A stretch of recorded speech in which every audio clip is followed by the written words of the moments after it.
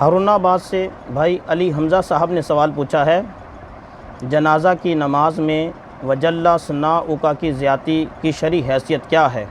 اگر کوئی بندہ بھول کر عام نماز والی ثنا پڑھ دے تو کیا اس میں کوئی حرج ہے؟ علی حمزہ: کوئی حرج نہیں، بلکہ بھول کر نہ پڑھے، جان بوجھ کر پڑھے، چونکہ جتنی بھی مشہور روایات ہیں ثنا کے بارے میں وہی ثنا جنازے میں پڑھنی چاہیے جو ہم عام نماز میں ثنا پڑھتے ہیں۔